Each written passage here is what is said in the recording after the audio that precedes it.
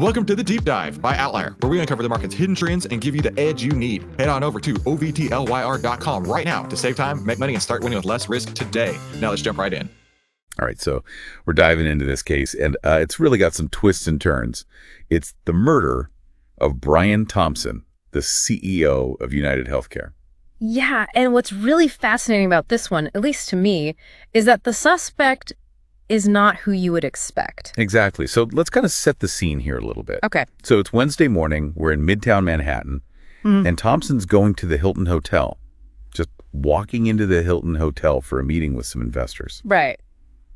And he is shot and killed, just like that, right outside. It's really chilling when you think about it. Like, the guy used a silencer and was able to escape on a bike through Central Park. I mean, the level of planning that went into this is just, well, disturbing. It does seem very, very planned out. Yeah. And yet, at first, the NYPD was just completely baffled. Right. I mean, they have security footage, but it took them a while to really piece together what happened and finally get a suspect. They really had to pull from all these different sources, witness statements, traffic cameras. They even looked at data from ride-sharing services to try to map out the killer's escape route. Wow. Like a digital manhunt right in the middle of Manhattan. It's pretty crazy. Yeah. And then that hunt led them to Luigi Mangione. He's 26 years old from Honolulu.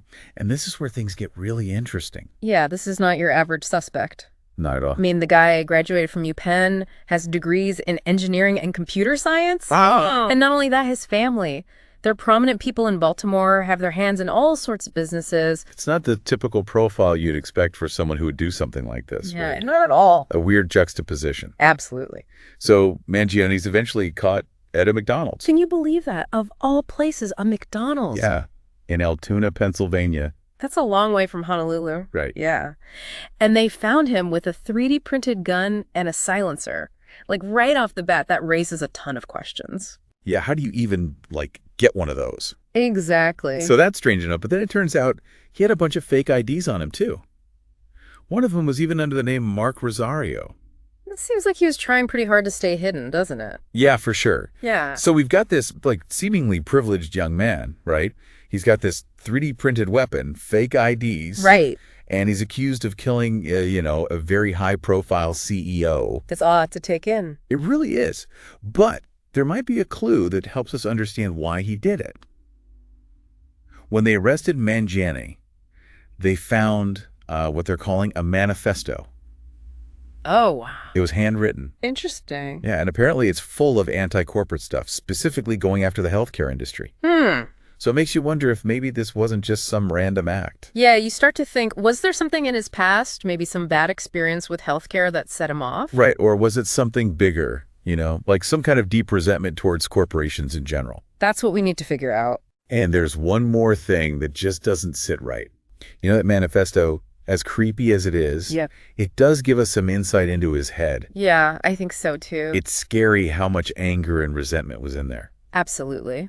And it shows you how easy it is for someone to get radicalized, even if they seem like they have everything. We've seen so much anti-establishment anger lately. Yeah. Could this be part of that? I think it's definitely connected. And you've got to think about how social media plays into all this, too. Right. People get isolated. They find these online groups where everyone agrees with them, no matter how extreme the views are. It's a breeding ground for this kind of stuff. It really is. And we can't forget about the 3D printed gun either. Oh, absolutely not. That's a huge part of this. We need to figure out how to control this technology before it gets even more out of hand. It's a tough one, though, right? Because it's evolving so fast. Right. It's hard for law enforcement to keep up. Yeah, it feels like we're always one step behind. That's like a game of catch-up. This whole case, it's just a sad reminder of how complicated things are these days. Yeah, you're right. It forces us to look at some really dark stuff about ourselves, about technology, It's not easy, but I think it's important. I agree. I don't want to end this on a totally depressing note, though. Yeah, no. I mean, yeah, it's scary, but it's also a chance for us to learn from this, to do better. Absolutely. We have to be willing to have these tough conversations, even if they're uncomfortable. Right, and we need to try to understand each other, where this anger is coming from. And maybe, hopefully, we can find ways to address it, before it leads to more violence. That's what I hope, too. So, to everyone listening, I encourage you to keep thinking about this case, talking about it. It's not just a news story, it's something that affects all of us. Yeah. We all have a role to play in making things better. I think that's a great way to put it. Hopefully, by working together, we can prevent something like this from happening again. Hey, thanks so much for deep diving with us today. Head on over to OVTLYR.com. That's OVTLYR.com to save time, make money, and start winning with less risk today. And we'll see you next time.